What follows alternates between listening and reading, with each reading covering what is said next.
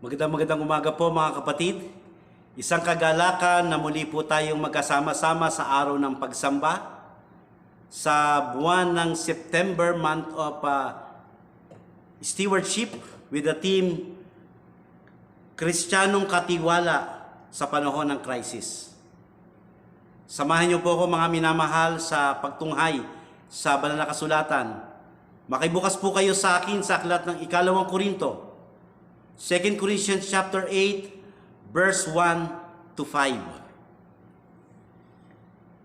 Moreover, brethren, we make known to you the grace of God bestowed on the churches of Macedonia, that in the great trial of affliction, the abundance of their joy and their deep poverty abounded in the riches of the liberality.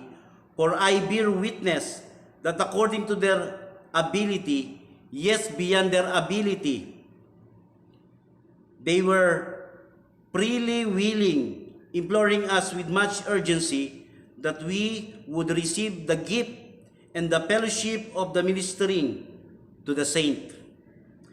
And not only us as we hope, but they give first themselves to the Lord and to us by the will of God.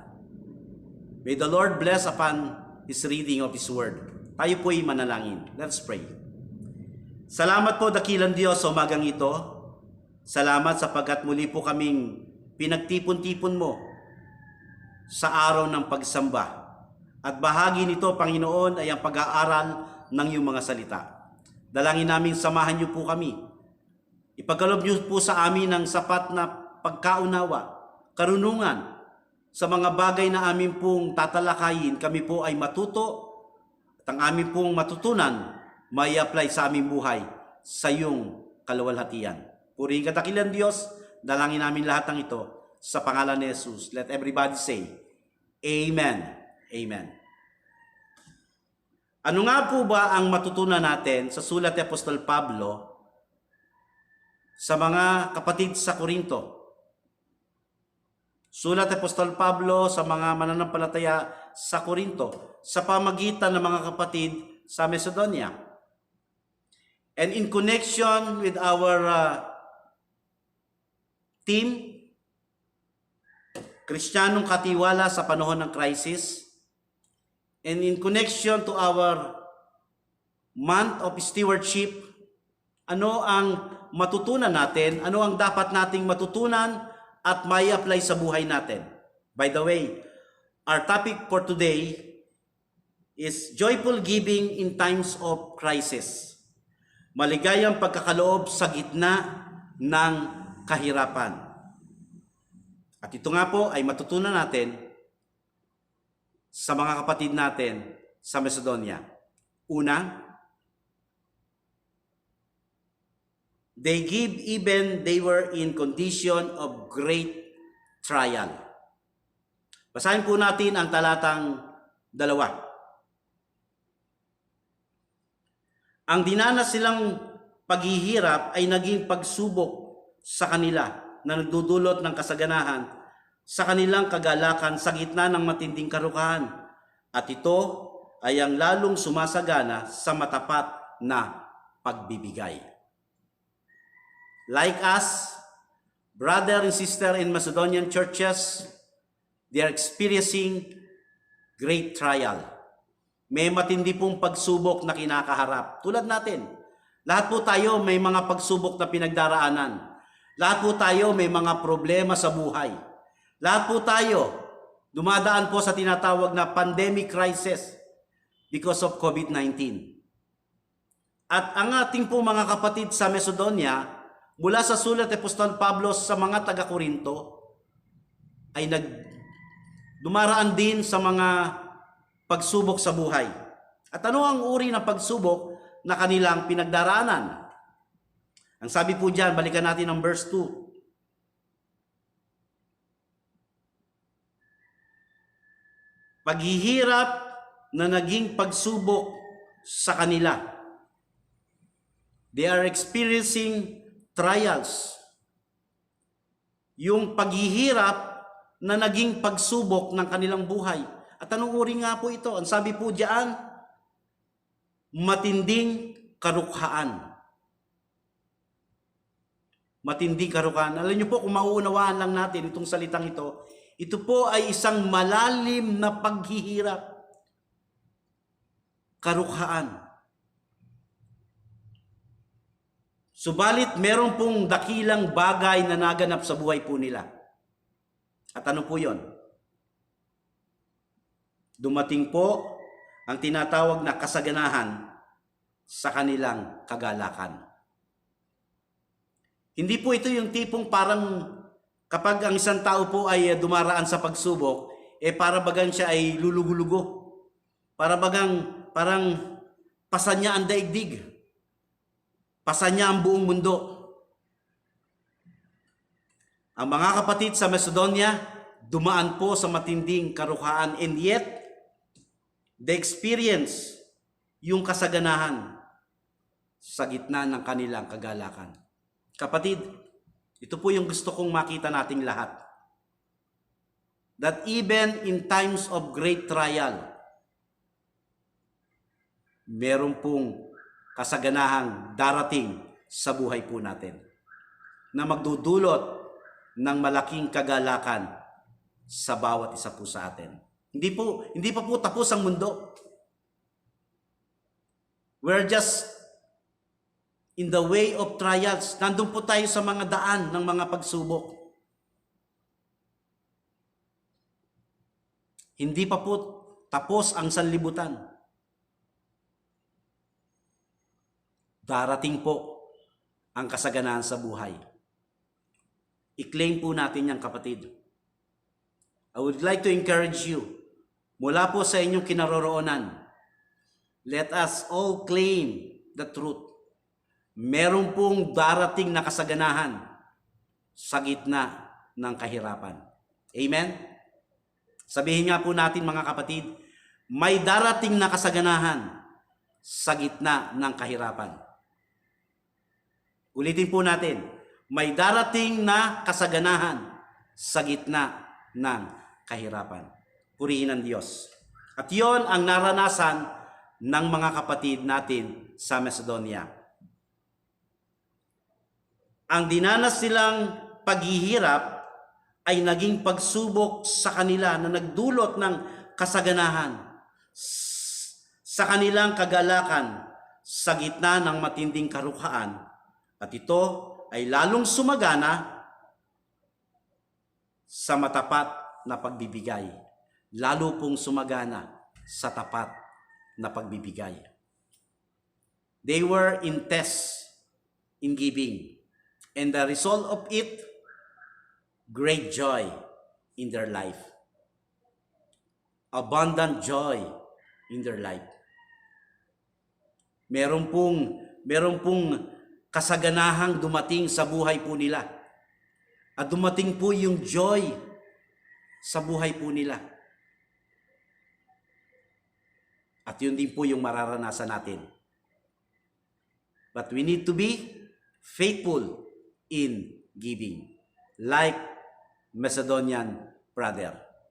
We need to be a faithful giver for the Lord. Marami pong tao gusto sumagana kagad. Maraming gusto maging masaya kagad. Hindi naman po masama ang sumaya. Hindi po masama ang maging masaya. Hindi rin po masama ang maging masagana. Pero kung puro saya at kasaganahan, at hindi po tayo marunong gumawa ng ating bahagi, at ano po yon? Ang maging matapat sa pagbibigay, para yatang mali ang pananaw sa buhay. Gusto nating gawin yung part ng Diyos na tayo po'y pasaganahin, and yet, hindi natin gagawin yung part natin for the Lord? What do you think? Tama kaya yon, kapatid? But God is a God of balance. Remember that. God is a God of order. When God doing something in His part, then we are responding to the Lord in our part, then God will bless us more and more. Doon po papasok yung kasaganahan at kagalakan sa gitna ng karukhaan. Pangalawa, matututunan po natin sa mga kapatid natin sa Macedonia, in response to our team, they had abundant joy even though they were afflicted. Masaya po sila, even sila po ay dumaraan ng mga pagsubok. Kapatid, kaya mo po bang maging masaya? Sabi po ni Santiago dito po sa aklat ng James chapter 1 verse 2 and 3. Mga kapatid, magalak kayo sa tuwing dumaranas kayo ng mga pagsubok, sapagkat alam ninyong magdudulot ito ng katatagan sa inyong pananampalataya. Wow! Kaya pala ganun na lamang yung advice sa atin. That even in times of trials, even in times of trouble, kahit meron po tayong mga pinagdaraan ng mga mabibigat na pagsubok, magalak lang tayo. Dahil ang mga pagsubok na yan ay magbibigay sa atin ng katatagan. And that is what brothers and sisters in Macedonian happen in their life. Sila po ay nagagalak even though they are in affliction. They were in great trouble, great trials in life. Be joyful. Kapatid, magalak po tayo. Masiyahan po tayo. Dahil alam natin, God is with us.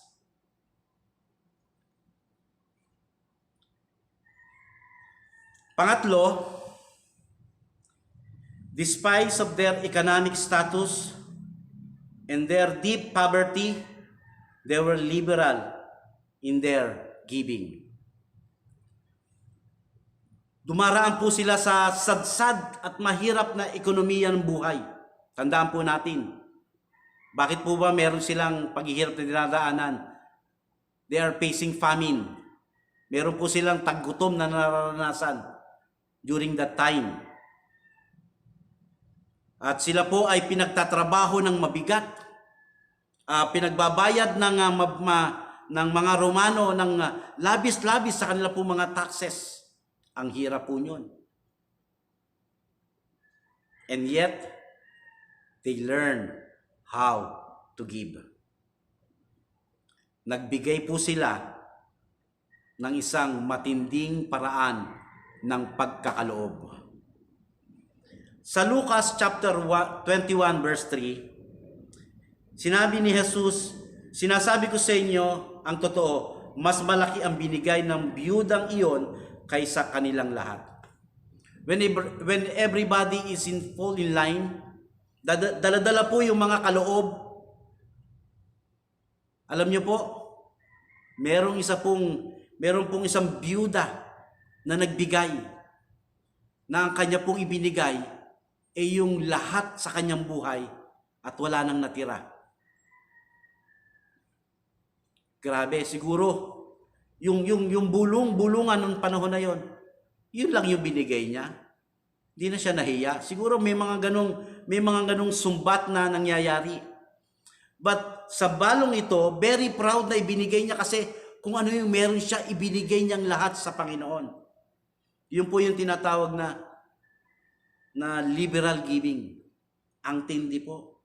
Grabe. It was amazing way of giving. Talaga namang in times of affliction,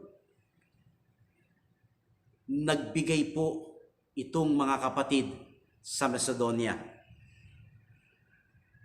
Kaya ba natin yung kapatid? Yes, kaya.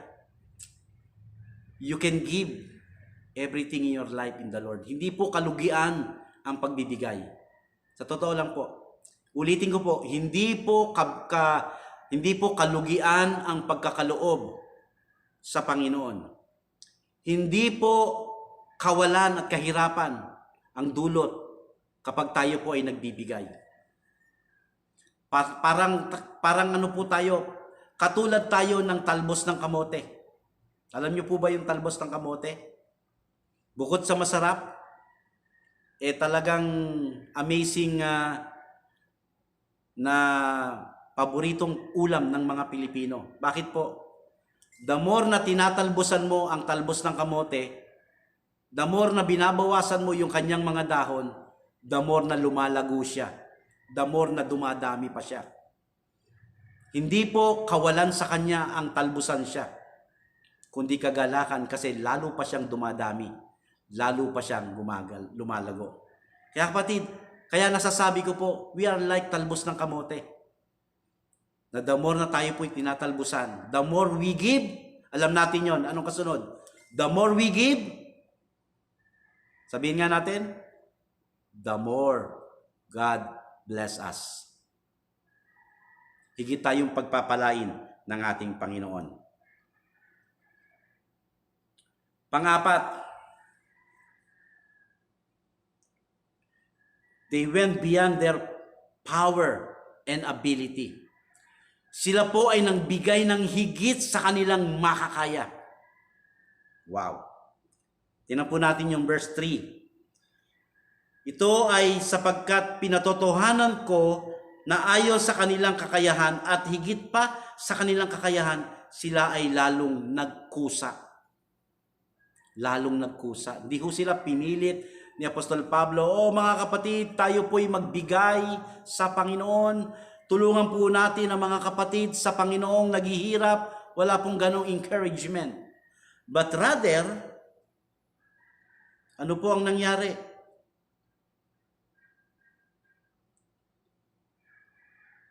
Sila po ay nagbigay ng higit sa kanilang makakaya sa pamamaraan ng pagbigay ng pagkukusang pagkakaloob. Tayo po ba, before we give, we need to hear some encouragement for us to give? Ang mga kapatid po sa Macedonia, they don't need to encourage. Why?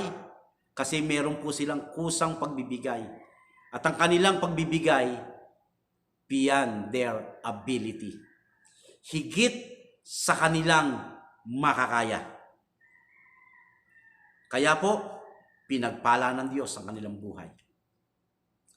Naalala niyo po ba ang mga mananampalataya sa Acts? In chapter 2, I think that's in verse 42, pataas, until the end. At ano po yun? Wherein, yung kanila pong ari-arian ay ipinamamahagi sa bawat isa. Ibinebenta po nila yung kanilang ari-arian at lahat ng pinagbilan ay ibinabahagi sa bawat sa ayon sa kanilang pangangailangan. At ano po nangyari? Dahil doon, walang nagdarahop. Walang naging mahirap. They were all in bless. They were all in a blessing way of life. Bakit? Kasi po, merong equal giving. Patuloy pong dumadaloy ang pagbibigay at ang pagbibigay po ay lalong naghatid sa kanila ng kasaganahan sa buhay. Dahil doon, walang nagdarahop.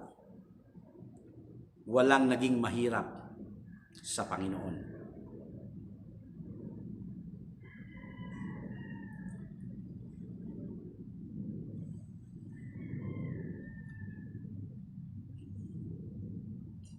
Sa talatang 4, ganito po ang sinabi.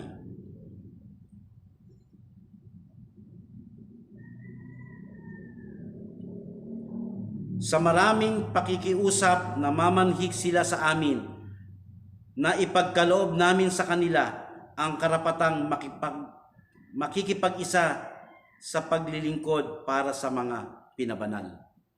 Sila po mismo yung nakikiusap. Apostle Paul, giving us a chance to give. Wow. Giving us a chance to help sa mga kapatid natin. Grabe po yung kanilang pakikiusap. Sila po yung nagsusumamo. They are pleading to Apostle Paul. Talagang nakikiusap, marubdob na pakikiusap. Sa maraming pakikiusap. Imagine, hindi isang beses, kundi paulit-ulit silang nakikiusap kay Apostol Pablo. Begging them to allow to have a part in distribution and helping for the poor ng ating po mga kapatid sa Panginoon. Wow! Na sila po ay mabigyan ng pagkakataong maging bahagi o makiisa sa paglilingkod para po sa mga pinabanal. Dito po sa aklat ng Roma chapter 15 verse 25 and 26. Pero sa ngayon, kailangan ko munang pumunta sa Jerusalem para yatid ang tulong sa mga pinabanal ng Diyos, sapagkat minabuti ng mga kapatid sa Macedonia at Akaya nang magbigay ng tulong para sa mga mahirap na pinabanal ng Diyos doon sa Jerusalem. Wow! Dadaan po sa Jerusalem si Apostol Pablo dahil daladala niya yung tulong na galing sa mga kapatid sa Macedonia at Akaya, na sa kanilang matinding pakikiusap, dapat sila ay maging bahagi ng isang malawakang pagtulong at pagbibigay para sa mga nangangailangang kapatid sa Panginoon. And they are doing that, malalaman natin, for what purpose? For what reason they are giving that? Kasi ba, gusto lang nilang tumanyag ang pangalan dahil sila ay sponsor? Hindi po. What is their purpose of their giving? Ano po ba ang layunin ng kanilang pagbibigay? Kapatid, tayo po, ano po ba ang layunin ng ating pong pagbibigay? Bakit po tayo nagkakaloob? Bakit po tayo tumutulong? Bakit po tayo merong joy of giving? Ano po ang sabi sa verse 5? Hindi lamang ang inaasahan namin ang ginawa nila, subalit ipinagkaloob muna nila ang kanilang sarili sa Panginoon at sa amin ayon sa kalooban ng Diyos. Wow! Nagawa po nila yon. Una, they gave themselves to the Lord and also to the apostles. They are committed themselves to God and committing themselves to the apostles in way of service. Kaya mga kapatid, every time that we give, hindi po tao ang binibigyan natin. Una, ang Panginoon. Dahil yun po yung kalooban ng Diyos. Kaya pala, ito yung sekreto ng Macedonian, brother and sister in the Lord. Kung bakit sila po ay sumagana, bakit nagawa po nilang maging masaya, that every time we give beyond their ability, higit sa kanilang makakaya, kahit na sila po ay dumaranas ng matinding kahirapan, ng karukhaan, nagawa po nilang magkaloob. Bakit? Kasi they gave themselves to the Lord. Ibinigay po nila, una, ang kanilang sarili sa Panginoon. Pangalawa, sa mga apostol. Mga minamahal, mga kapatid, ito po yung minsan na hindi natin napapansin. Bakit po napakahirap magbigay? Mahirap magbigay kapag una, kung anong meron tayo, inaangkin nating atin ito. Kaya ang hirap i-release. Ang hirap pakawalan. Kasi inaangking mong sayo yun. Akin ka lang. Mahirap i-release yan. Pero, kung maiintindihan natin na tayo po'y mga steward ng Panginoon, tayo po'y mga katiwala lamang ng Diyos. At kung ano yung atin pong, kung anong meron po tayo ay hindi atin kundi sa Diyos, we're just bringing back sa tunay na may-ari. At hindi po madaling o hindi po mahirap na ibalik sa Kanya at ibigay kung ano yung para sa Kanya. And take note, let us always remember, we are like kamoting, talbos ng kamote, na every time na tayo po ay tinatalbusan, nagagalak po tayo, masaya po tayo, malaya at bukas palad at kusang loob na pagbibigay, sumasagana po tayo sa maraming bagay.